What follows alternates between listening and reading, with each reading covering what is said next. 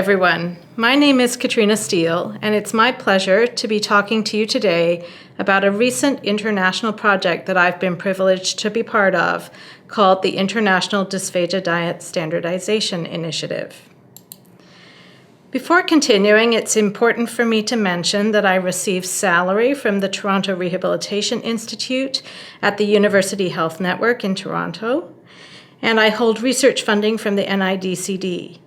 I have an educational grant from BRACO Canada, and I will receive financial compensation from ASHA for this presentation. In terms of non-financial disclosures, I'm a member of the Board of Directors for IDDSI, the International Dysphagia Diet Standardization Initiative, and I hold editorial roles for the Dysphagia Journal and the Journal of Speech-Language Hearing Research. In addition to my personal disclosures, I want to mention that IDDSI is a not-for-profit corporation and that we are grateful for funding from a variety of different industry partners. Our current sponsors are listed on the slide. None of the agencies that sponsor IDDSI have been involved with the design, development, writing, or approval of the IDDSI framework or the testing methods that will be discussed in this presentation. The big picture challenge that I want to talk about today is the challenge of communicating treatment recommendations in a clear and unambiguous way so that people with dysphagia receive foods and drinks that are safe for them to swallow. As you're probably aware, modifying the texture of foods or the thickness of drinks has become one of the most commonly used interventions for dysphagia. These diet modifications are understood to have two very important properties. First, thickened liquids can be used to effectively reduce the risk of aspiration. And secondly, by modifying food texture, we are able to reduce choking risk. The challenge, however, is how to label and describe the properties of these modified foods and drinks so that the people who prepare and serve meals to people with dysphagia understand what the correct target consistencies are. This is a communication challenge at many levels, between clinicians, patients, and their caregivers, between different clinicians and staff in the same workplace, across hospitals or care facilities, between companies that provide food services or products, and between clinicians and researchers in different towns, cities, and countries all around the world. The recognition that we need to establish clear and common terminology for dysphagia diets is not new. In 2000, Dr. Julie Cicero reported the results of a landmark Australian study that showed alarming variation in the viscosity of thickened liquids that all had the same label across 10 different hospitals in a single city. And a couple of years before that, a very clever study from the University of Kentucky showed that we, as speech-language pathologists, had very poor agreement when it came to deciding how much thickener was needed to thicken apple juice to either a nectar-thick or a honey-thick consistency. The thickness of the resulting liquids was all over the map. Nectar-thick and honey-thick are terms that have been in common use in North America since about 1990, and these terms were included in the National Dysphagia Diet Manual published by the American Dietetic Association in 2002. However, the proposed definitions for those labels required the measurement of viscosity, and unfortunately, neither the instruments nor the expertise to measure viscosity is something that is readily available in hospitals or healthcare facilities.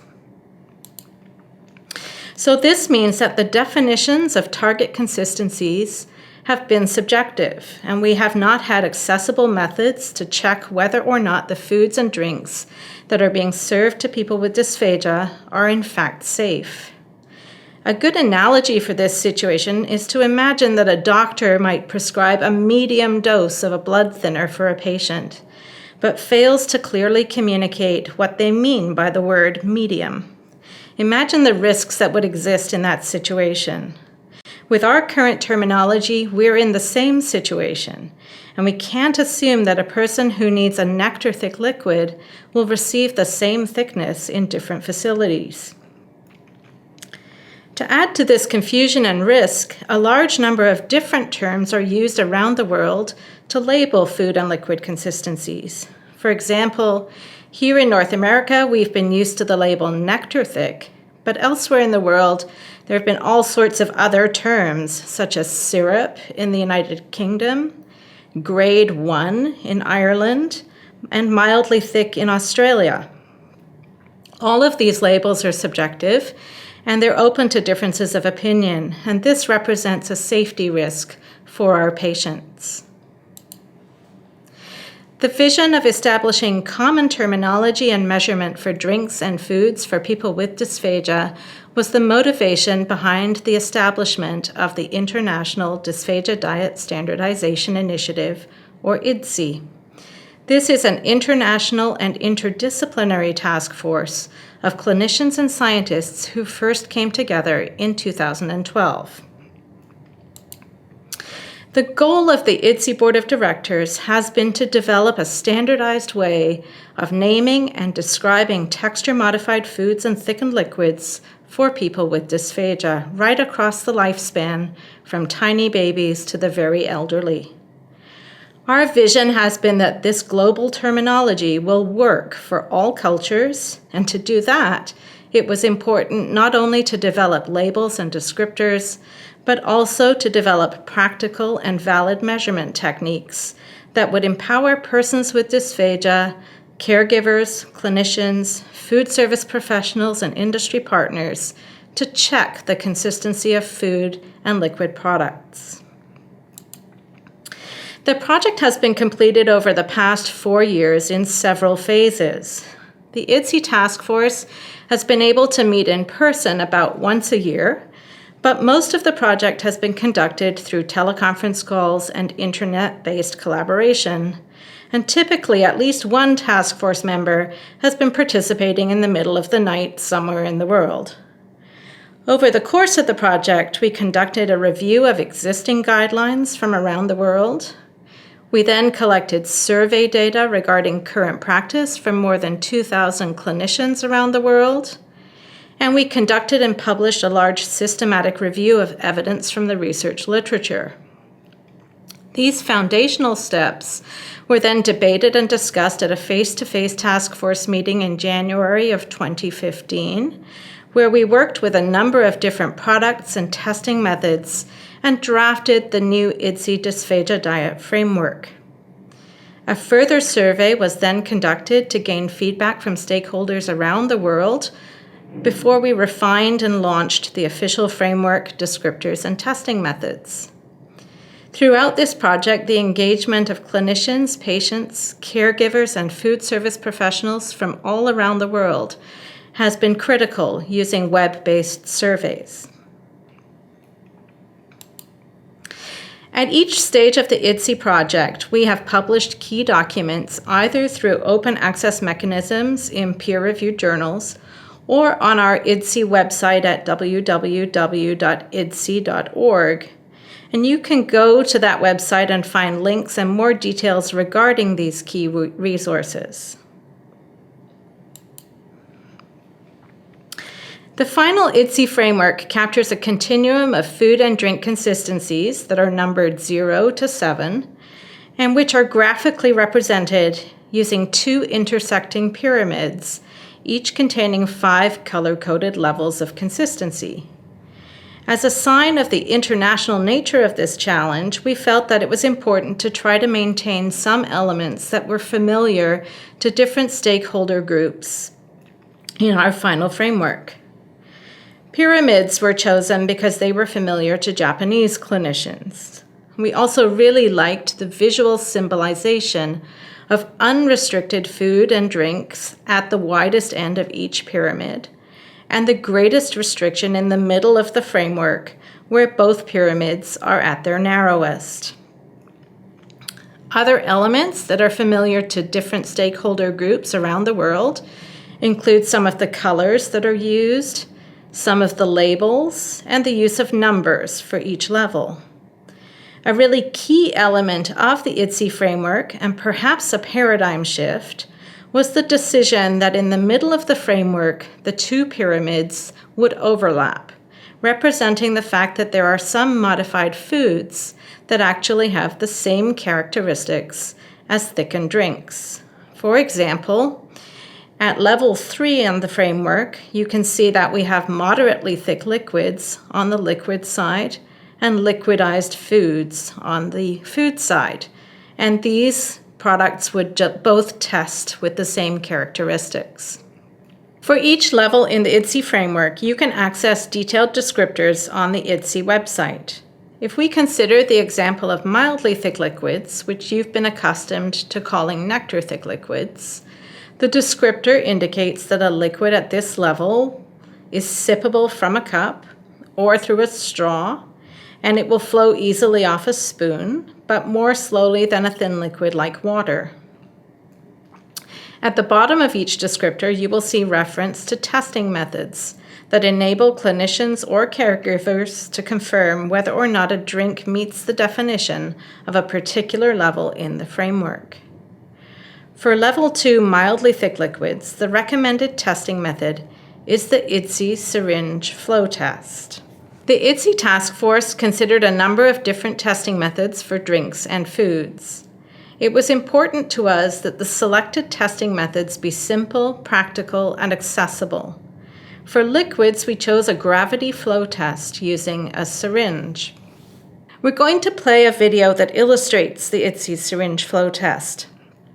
You will see that the syringe, you remove the plunger, and then you fill it with 10 milliliters of liquid while the nozzle is blocked at the bottom. You then allow the liquid to flow freely out of the syringe for 10 seconds. And at 10 seconds, you block the nozzle again, and the clinician or the caregiver can see how much liquid is left in the syringe. A thin liquid would leave less than 1 milliliter behind in the syringe, while a slightly thick liquid is one that leaves 1 to 4 milliliters. A mildly thick liquid leaves between 4 and 8 milliliters, and a moderately thick liquid leaves between 8 and 10 milliliters in the syringe.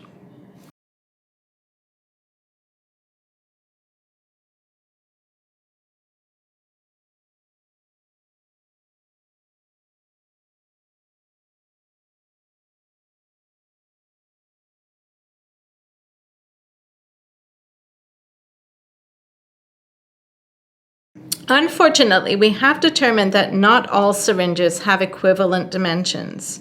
So it's important to know that the syringe flow reference ranges for the different IDDSI levels are only valid for syringes where the length of the syringe chamber from the 0 to the 10 milliliter line is 61.5 millimeters long.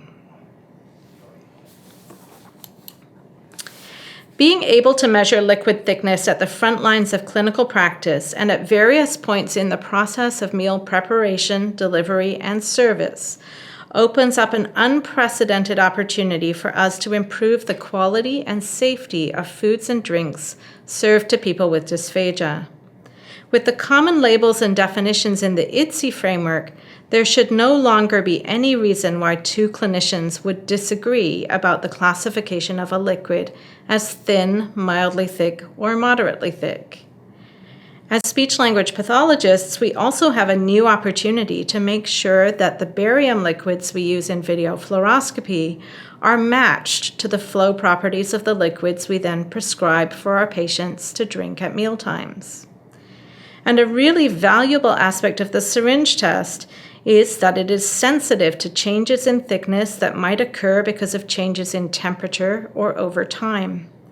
So this test now empowers a clinician or a caregiver to understand whether a liquid that is considered appropriate because it is mildly thick when it is cold is still appropriate when it has warmed up to room temperature.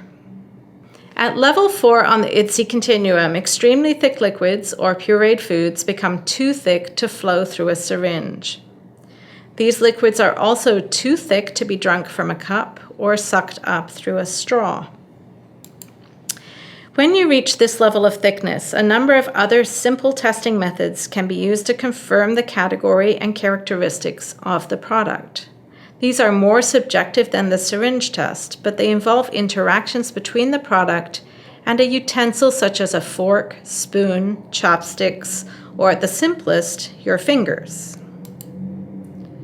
This video illustrates how these testing methods work for extremely thick liquids like yogurt.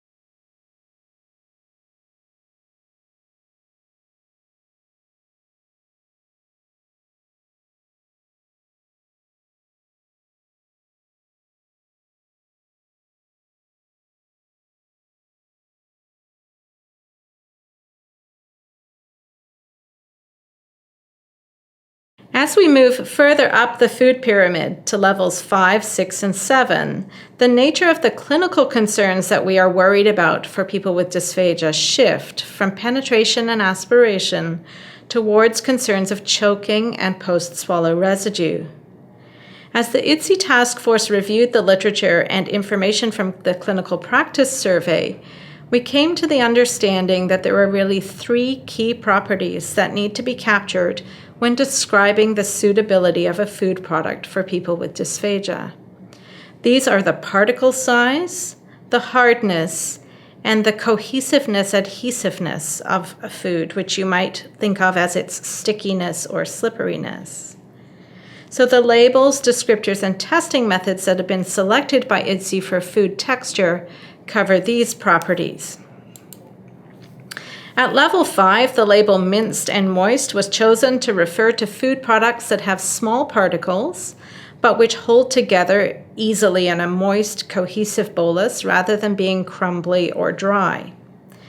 At level 6, the label soft and bite-sized has been chosen to indicate both hardness and particle size. And we feel strongly that both of these properties are important and that the term soft by itself was inadequate to capture the modifications of food that need to be made for people with dysphagia at this level. As we considered methods for measuring particle size and hardness, we settled on a standard dinner fork as the most practical tool. It turns out that the space between the prongs of a fork, which is actually called the slot, is typically 4 millimeters wide. And it also turns out that this 4 millimeter sizing corresponds to evidence regarding the diameter of the adult airway. So this suggests that food particles that are small enough to fit between the prongs of a dinner fork are unlikely to cause airway obstruction if they are aspirated. For children, the maximum recommended particle size at level 5 is 2 millimeters. And a useful tip to know here is that the width of a child's pinky fingernail is commonly used by physicians to help determine the appropriate size of an endotracheal tube. So comparing the size of a food particle to the width of the child's fingernail can be used to reassure a clinician or parent that airway obstruction is unlikely. A fork also turns out to be a very useful instrument for measuring food hardness. And this was already familiar to clinicians in the United Kingdom, where the existing dysphagia diet guidelines used fork pressure testing. IDDSI decided to adopt fork pressure testing as its recommended method for testing food hardness, but with one slight modification. It was important for us to be able to calibrate the amount of pressure that a person would use when measuring food hardness with a fork.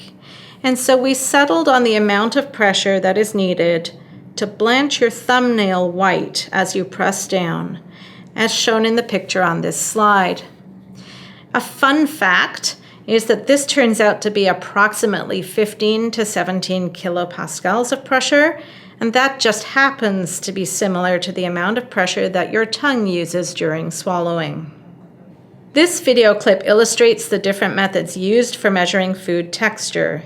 You will see that in addition to the fork pressure test, the IDDSI framework also includes descriptions of how food behaves when it's picked up using chopsticks or between the fingers. And these added descriptors were important to ensure the utility of the IDDSI terminology and framework in countries around the world where forks may not be readily available.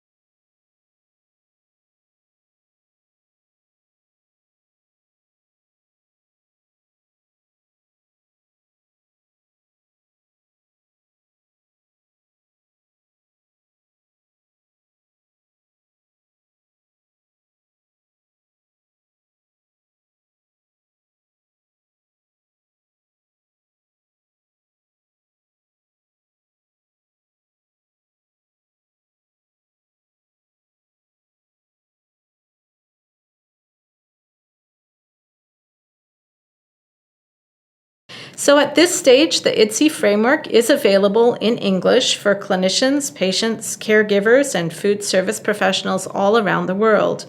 And we encourage you to visit the website to read the descriptors in more detail. You may also want to download the new IDDSI app that is available on both the iOS and Android platforms, and where you can find more videos of the different testing methods for each level. It's important to say that the IDDSI framework, including the labels, images, colors, descriptors, and testing methods, are all protected under a Creative Commons license, and this means that they cannot be altered. Alteration of any aspect of the framework would defeat our purpose of establishing a common language for labeling and describing drinks and foods for people with dysphagia. However, the license that applies to the IDDSI framework does allow for some fine-tuning when it comes to describing example foods that may be culturally familiar, and importantly, it allows for translation into different languages. And this translation effort is now underway in many different countries and regions around the world. IDDSI's vision is to facilitate global implementation of the framework over the next 3 years.